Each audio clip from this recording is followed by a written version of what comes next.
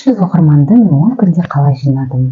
Шүкір, менің қазіргі сәтте осындай бір бекем бір қадам алуыма негізінде Сәуле Айтқұл YouTube блогер маған өте күшті бір не ынталандырды. Оның бір видеосы. Мен айналсам, қандай нишада видео түсіремін, не істеймін, музыканы қайдан аламын деп еш нәрсе ойламаңыздар. Просто осылай камераны алыңдар и сөйлеңдер. Салыңдар ютубқа, все, бір нәрседен бастаңдар, а потом дальше как пошло-поехало көресіңдер деп бір видеосында айтқан еді. И сол Сәуле Айтқұлдың маған сол видеосы өте қатты әсер етті дей аламын. Ол кім екенін описаниеда қалдырдым, белгіледім. Ашып қараңыздар, жазылып кетсеңіздер де болады. Өте қарапайым тілде, анық, дауысы да керемет, сондай тыңдай бергім келеді. И YouTube каналы арқылы осылай ақша тауып жүр.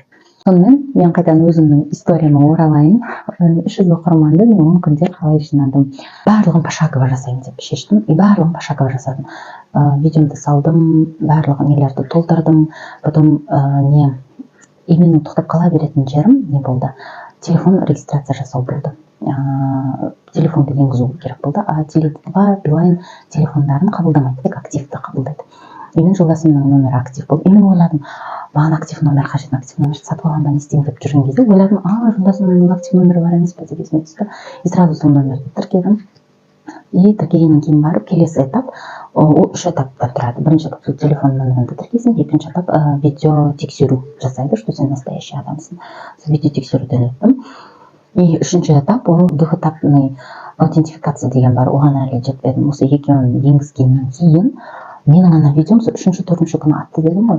Алғашқы күндері мен телефонды енгізумен айналысып жүрдім. 1-2 күні ше телефонды енгізіп, все пошагово жасап жүрдім да. И сол видео регистр жасағаннан кейін түрімді ол не істеді, сразу соны жасадым. И 3-4 күні сол видеом прям ата бастады. Потому что мен осыған дейін де YouTube каналдарды осылай жүргізген кезде мен бірде-бірінде телефон номерімді тіркемеген тұрамын. Осы кезде мен телефон номерімді тіркедім и сразу видеом атып кетті. Өзімнің басымнан өткен нәрселермен бөлісіп жатырмын. Яғни мен бірінші рет YouTube ашып, бірінші рет атып кеткен нәрселер емес бұл. Мен айтып жатқан, мен 10 жыл бойы, шынымен 10 жыл бойы үйленгеннен бастап мен осы жолды іздестірудемін, осы жолда жүріп келе жатқан адам ретінде айтып жатырмын.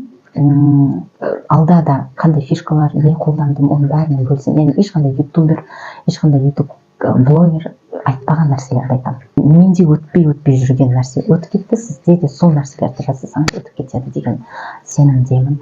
Сол үшін парақшама жазылып, комментарияда егер пайдалы болса, комментарияға бөлісіп кетіңіздер. Мен алда міндетті түрде барлық фишкалармен бөлісетін боламын.